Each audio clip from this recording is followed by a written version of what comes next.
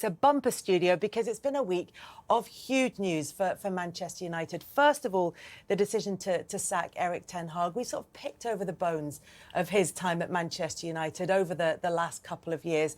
They've made the decision now, and they've made the decision to change. What are your thoughts?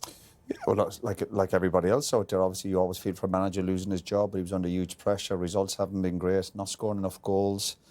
His results over the last year or two in the big games not great. League form, yeah, disappointing. You always are. But it's a new start, new manager coming in a couple of weeks. You always wish him well. Big challenge for him, trying to get Man United back, competing at the top of the table. It's a big ask, but obviously you wish him well. But you always have sympathy for a manager losing his jobs. And ultimately, I think whatever about the board, the players let him down by their efforts, not being good enough. Gary, in terms of the new ownership, they decided to stick with Erik ten Hag over the summer, despite looking at other managers. They've now, at this stage in the season, we're only just into November, have decided to make the change. This appointment of Amorim, when he comes in on November the 11th, does this have to work for them? Is this a big decision for them as well? I mean, look, it depends. I mean, the owners have not gone anywhere for the last, obviously, 20 years. Obviously, now Jim Ratcliffe and Ineos have come in. It's their first appointment. Saying it has to work feels a little bit desperate, but it'll have to go better than it has done in the last 10 years. The last 5 permanent managers have failed. They've not been able to get the best out of the players, either the ones they've inherited or the ones that they've signed. It's become a graveyard for players. I've said that before, and you'd be really sort of, a health check around signing for the club, unless it was Manchester United and you feel that the club can get back to its heights that it has reached previously. So it's an important appointment, that one that they wouldn't have wanted to have made. They would have wanted 12 months, I think, to embed in all the changes that are happening around the club. There's huge change off the pitch and on the pitch in the sporting department, but they've had to make the decision because the results have been shocking, and as Roy said, the performances of the players have been terrible under him, and when you have that combination, it ends one way. They might have wanted 12 months to bed in as owners, but when Ruben Amorim said, I'd like to join in the summer, they were like, no, it's now or never. How much harder does that make the job that he's about to take on? The fact that he is, and I know it's in an international break, but coming in and trying to make a change in the middle of the season. Yeah, it makes it tough, I think, because I think he's made a good name for himself. It's an idea, philosophy, whatever you want to call it, in a different league, albeit. But to come here and make that the differences is going to take time. It's going to take work. If he is a change of system or change of ideas, very hard coming in mid-season to not be able to lay down your ideas. But I think there's also an element of excitement to it as well. I think just viewing from the outside, it felt like it had got to a point where the style and the play and the reactions week after week and the results were failing. So I think as a Manchester United fan, then you would look at it with an element of excitement, but they will certainly have to give him time on the work that he needs to do. Did we see that in the win over Leicester in the Carabao Cup in midweek? The new energy that a new manager can bring, just the fact that there is any kind of change, Jamie? It's so hard to tell. They were playing against Leicester's reserves to a certain extent. It was a big occasion, yeah, and they played well, scored plenty of goals. We'll learn more today, how much the manager and the impact that he made and what his tactics were, because, like the guys have said, we never really knew what team Manchester United were. Whether they were an attacking team, defensive team, counter-attacking team, it was impossible to tell. So what the new manager has to do, he has to figure out, and he has to have time. Time is of the essence for him, because he's going to figure out who he wants, who he doesn't want, the players that want to be here. I think Roy alluded to it. A lot of players have got managers sacked here by showing a lack of effort, which you can't have at a club like Manchester United. You've got to make your players run. For Ineos, it's huge decisions coming up, because I know you said this is their first decision they've had to make. The first one they made, they got wrong, giving Ten Hag a contract in the summer. He should never have been given that contract. Everyone can see it. And once you start looking for other managers, he's naked in that dressing room. You have no chance then. So it's only a matter of time. Because you've got a Sir on your name, you think, well, these guys, they must know, they're great business acumen. Football's different. They've got to get it right very quickly here, give the players the opportunity that he feels they need. And then as soon as he's not sure about them, they're going to have to move on and get his team as quickly as possible. Give him the time to produce that. Well, Ruben Amorim is the man that they will be hoping can get it right quickly at Manchester United. They have gone for the Sporting Lisbon boss. He will become Manchester United's new head coach. He'll join up with the side on the 11th of November, and he comes in with a really good record in Portugal. He's won a couple of league titles, and 2 League Cups in 4 full seasons at Sporting. So he comes in with that expertise. But at 39, he'll be the youngest Premier League manager. He'll be Manchester United's youngest Premier League manager. It was Sporting's first league title for 19 years in 2020-21. He won 49 of the last 57 league games in charge of Sporting. So there is that record there of success and of regular winning. And then when you look back on his career, obviously because he's young, it hasn't been a particularly long career. It started at Casapia, then he went off to Braga B in 2019, won the League Cup when he took over as head coach there. And also he has that history as a player. He's won 8 major honours, 3 league titles with Benfica, and he's got 14 caps for Portugal as well.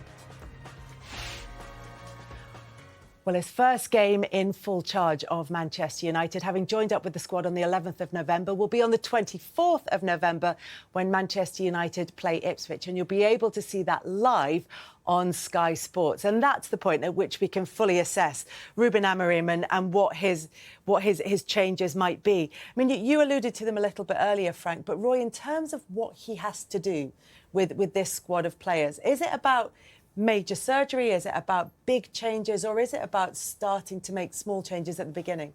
Well, at the start, obviously, it'll be small changes. You'll have to get used to working with the players. We obviously don't know really what kind of personality he is until he gets in. His CV looks obviously neat and tidy. Listen, the Portuguese isn't the strongest league out there, but you can only beat what's in front of you. The challenge will be, of course, getting players in. We make the point about there's a few players in the United team in big positions who can't run, right, which is a big problem. But they also have players in the team who don't want to run, or when they do run, they don't run hard enough, fast enough, or long enough. So he has to get that into the dressing room, that mentality. And for the players who aren't doing it, you have to try and move them on, which is difficult because they're on long-term contracts.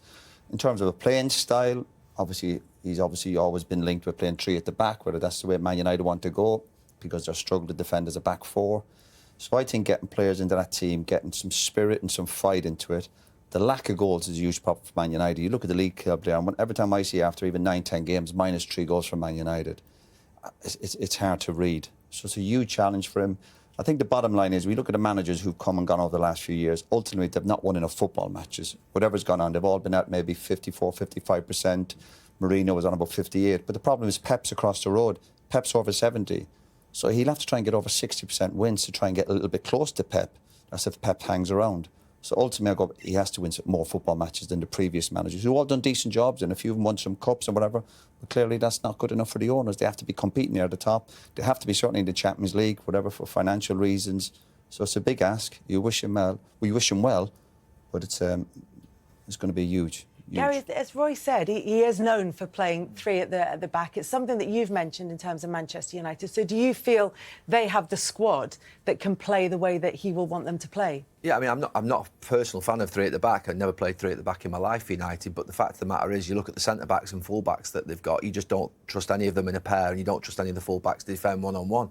So I think the 5 would give them some extra security, I suppose. But you know, he has to get the best out of the players. I think the players do need to take responsibility of what's happened in the last 10 years, but the club have signed a lot of players that other clubs wanted, and when those players have arrived at Manchester United, they've deteriorated. Yeah. Why is that? Now, it can be the coach, it can be the players, it can be the environment, whatever, it's too big for them, whatever we think it is, that's got to change. If he doesn't change that, he will fail the same way, and the rest of them have, because the managers that have come here that have been tried and trusted, who've been successful, there are players who have come here with great potential, and ones that you thought at the time, they'd be good signings for the club, and they've not turned out to be. Only really Bruno, I can think of, in 10 years, has signed for the club and done more than I thought he would. I can't think of any other player, please correct me if I'm wrong. And that's 1.8 billion quid's been spent, by the way, in the last 10 years.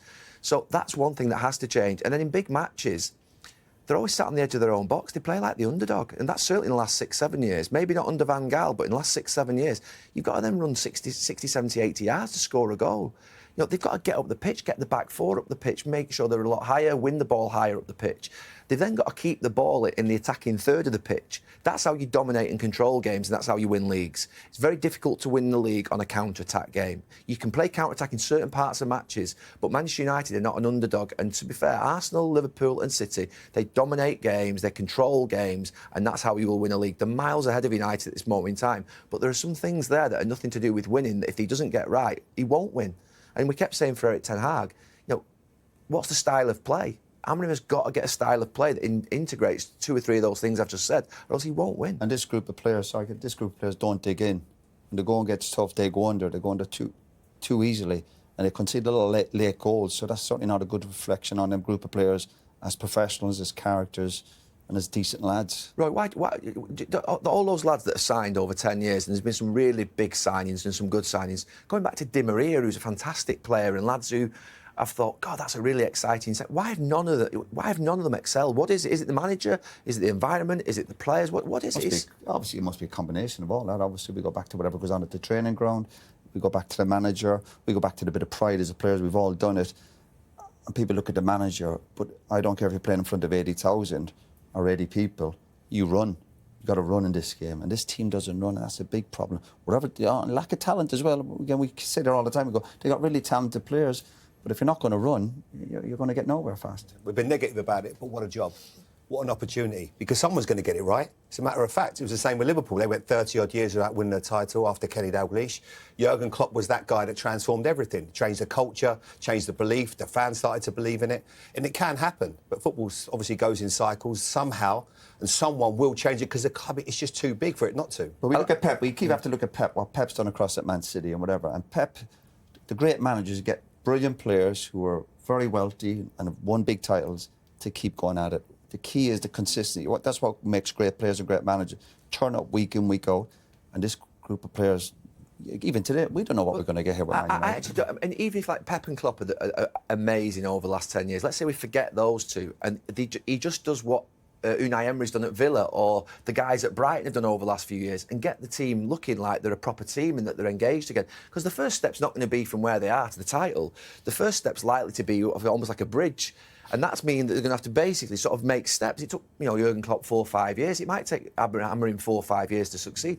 But you've got to have something to hang your hat on. But you won't get that, Simon Gorgat. You won't get that. No, I'm just saying it. But he's got. If there's progression, I mean, he won't get 3 or 4 years. No, but even Erik ten Hag got 2.5 years nearly. But his contract, he's only signed a 2.5-year deal. The manager. Yeah, I think he'll get. Look, they're going to give him some time, I would imagine. And to be fair, I wouldn't let him sign anybody in the January transfer window. I'd say, look, let's see what these players can do under you for 8 months and work out. Because I don't believe. You sell before you buy. I don't believe they're all as bad as we're looking at every single week. I think some of them are better than that. They just haven't got confidence, they haven't got belief, they're not being given a way of playing.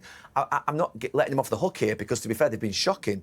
But I do believe some of them are better. We need to find out which ones can be on the train moving forward, because you can't just keep getting rid of players all the time and get rid of managers all the time. You have to hang in there with some of them and say, can we make Garnacho into a great winger? Can we make Rashford a 25 Man goals? United have hung in there with pretty much all of them. My opinion is they need to take away. You talk about Klopp and Pep and Arteta, really successful managers. I think you've got to look beyond that. You mentioned Aston Villa and Brighton there. They need to get the big picture right. But when I say that, I'm not taking responsibility away from the players, but players can use excuses. For the last, from the outside, looking at Manchester United for the last few years, is it the Glazers? Is it the manager? One minute it's the next manager. It's the next manager. They brought in, the recruitment's not right. And when you see what looks like a lack of effort, wherever it is, most players really do want to do well. They do want to run, but it's not reflective there. Players can use that as an excuse. So I think that there are many good coaches out there. I think this is a good, exciting acquisition, as I say. But he needs to have the support, he needs to have that time, and he needs to go, this is how I want us to be. Because nobody knows what Manchester United are anymore at the moment. He wants to go and coach, he wants to work, and then when he gets to the point and go, right, well, that one, he doesn't want to do it, or he's not going to work, I need wing-backs, whatever it is, to take this club forward. If they can get together, and there are no excuses for the players out there, then they can make those decisions easier. You say at time, they go after this manager, they say he's going to be the one, and the first thing they do in the agreement, whatever, is they give him a 2.5-year deal. Or maybe that's what he wanted, but 2.5 years. Listen, good luck with that. The statement would have been 5 years, wouldn't it? He said, look, let's give him time. I think that's a modern statement of where And the manager's role is at the club. He's head coach now. But you had it, Frank, with when Jose walked into your dressing room, and you obviously had good senior players, or players that you were close to winning, but he changed it, and Amorim maybe has that ability as well here. Yeah, I think we should be positive from their point, because I think it needs a fresh voice and a fresh approach, without a doubt. It's that whether what Jose Mourinho came to Chelsea, we had a big spine of a team, and we recruited very quickly. Didier Drogba, Petr Cech, these players that became the mainstay of the team. Where is that now? Yeah. So what ones can you find? There's more of a foundation in Chelsea. There was there's no foundation here of the team here. I like the fact it's fresh, because, to be fair, they've tried a lot of other things. I like the fact it's fresh, and to be fair, he comes in with sort of like a clean bill of health. There's no sort of previous attachment. I know Ten Hag was a little bit like that, but one thing he will get unbelievable support. The one good thing in the last 10, 12 years, the fans have been incredible all the way through with every manager. So he's going to get amazing support, irrespective of the results for the first few weeks, months. They're going to back him, and they'll actually expect more of the players than him in the first few months. So the players now, the spotlight is on them, and they're playing for their futures, because I'm sure he'll be quite harsh at the end of the season. He's got 2.5 years to try and get this right. He's not going to hang around. I mean, to be fair, you wouldn't hang around, would you? You just need to get rid of the ones that you don't want in straight away, and that'll be at the end of next season, though. End of this season, sorry. It's 8 months before he can change that. I think we'll be talking about this a lot more at the end of the game between Manchester United and Chelsea. Gary, you're going to leave us now, but we're leaving on a fairly upbeat. Well, didn't like to say.